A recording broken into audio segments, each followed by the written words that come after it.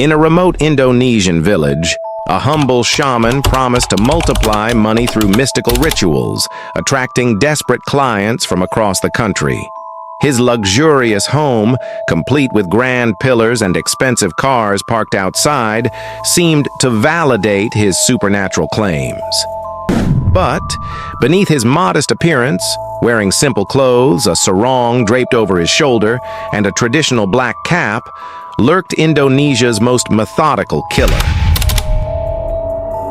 What visitors thought was proof of magical success was actually built on the blood of those who dared to ask for their money back.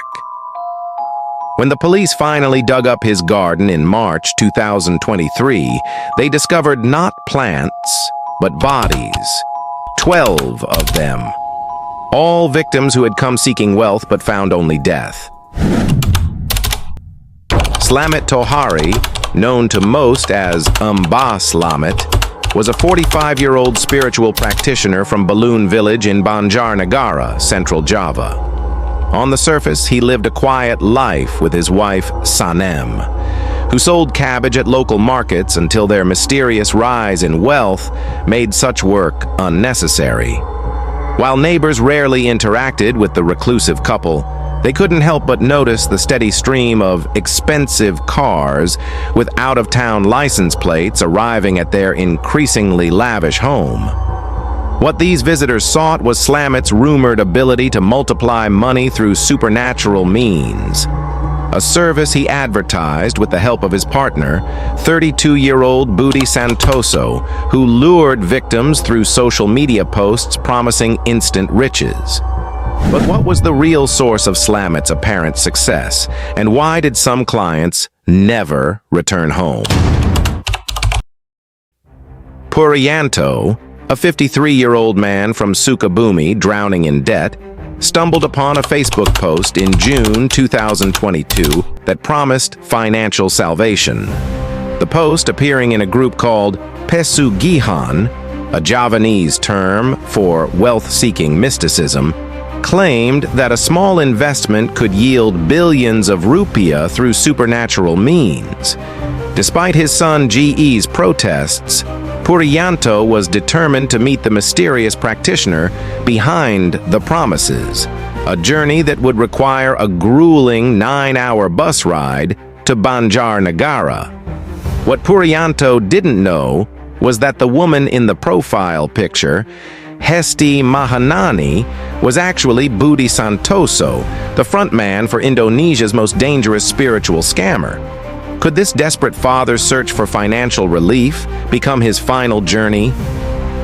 When Purianto and his son arrived at the meeting point, they were surprised to discover Hesti was actually a man, Budi Santoso. Despite this first red flag, Budi's persuasive tales of previous clients returning home with billions convinced Purianto to continue to Mbah Slamet's home. Dawn broke as they arrived at an imposing house with grand pillars, where they were greeted by an unassuming man in worn clothes, a striking contrast to his opulent surroundings. Inside a small blue and white ritual room, Slamet performed his signature trick. He had Purianto close his eyes while chanting a mix of traditional mantras and religious verses, then scattered small bills across the floor. A crude but effective demonstration of his money-multiplying powers. Mesmerized by this apparent miracle, Purianto handed over 70 million rupiah, approximately $4,500, with the promise it would grow to 5 billion rupiah within 3 months. What the desperate father couldn't see was the predator's smile forming behind the shaman's kind facade. 8 months passed, and Purianto's patience wore thin as the promised billions never materialized. Despite receiving a small transfer of 11 million rupiah as proof the ritual was working, Purianto began threatening to report Slamet to the police. This threat would seal his fate.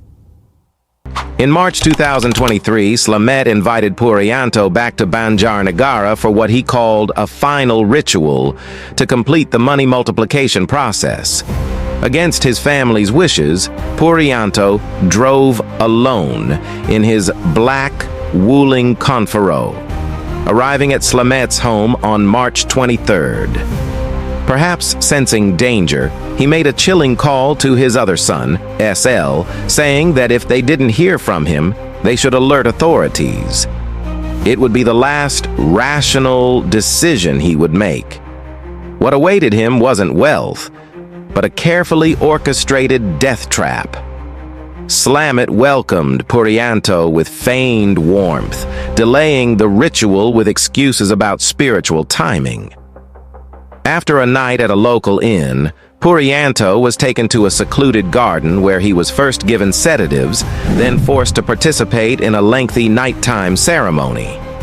The next morning, in the same garden, Slamet handed him an isotonic drink bottle laced with potassium cyanide. Within minutes, Purianto began convulsing, his vision blurring as he gasped for breath.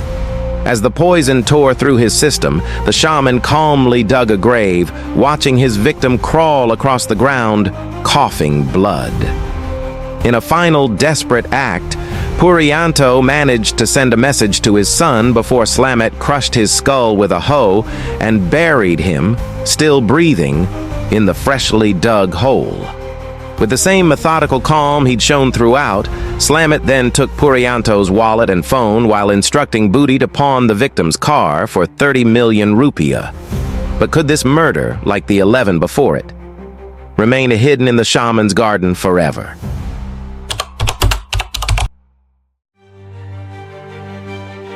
When police began investigating Purianto's disappearance based on his son's report, they were led to Slamet's property. What they discovered shocked even veteran investigators. It wasn't just Purianto buried in the garden, but 12 bodies in total, a macabre collection of victims spanning 5 years. Without showing a hint of remorse, Slamet calmly pointed out where each body was buried, revealing himself not as a mere fraudster, but as Indonesia's most prolific serial killer with a signature method: poison followed by live burial. His first victim, Kuwat Santosa from Sleman, had died in 2018 after demanding his money back. In 2021, 4 more victims from Lampung, 2 married couples named Suheri and Riani, Irsad, and Wahyu, were killed and stacked in the same garden. Others followed: Mulyadi Pratama from Palembang, Teresia Dewi, and Okta Ali from Magelang, all buried without markers in what had become a private cemetery for those who threatened Slamet's scheme. But how many more victims remained undiscovered? The investigation revealed a pattern of calculated predation. Slamet, with Booty's help, specifically targeted desperate people from distant cities who wouldn't be missed immediately. Their method was consistent: lure victims with promises of supernatural wealth, take their money, send small proof payments to maintain hope, then eliminate anyone who became too insistent about results. The money fueled Slamet's lavish lifestyle of karaoke bars, luxury cars, and his increasingly grand home, all built literally and figuratively on his victims' graves. While 9 unidentified bodies were given a mass burial by local villagers, 3 remained mysterious. Males between 25 to 50 years old without names or histories. Most disturbing was Slamet's casual admission that 16 more victims remained undiscovered, scattered across other locations. Police established a missing persons reporting center that quickly received 22 reports concerning 28 missing family members, 6 families reporting 2 missing people each. The true scale of his crimes began to emerge as a shadow much larger than initially thought. In February 2024, after a trial that captivated and horrified Indonesia, the court in Banjarnegara sentenced Slamet Tohari to death. He was convicted of multiple charges: premeditated murder, counterfeiting currency, fraud, and embezzlement. His accomplice, Budi Santoso, received a lengthy prison sentence for his role in the deception and property theft. 3 days after the verdict, Slamet was transferred to the notorious Nusa Kambangan prison, Indonesia's execution island, while awaiting the results of his appeal. The case sent shockwaves through Indonesian society, highlighting the dangerous intersection of financial desperation and mystical beliefs that predators like Slamet exploit. For the families of the victims, the verdict brought some closure, though many still struggle with how their loved ones fell prey to such calculated evil.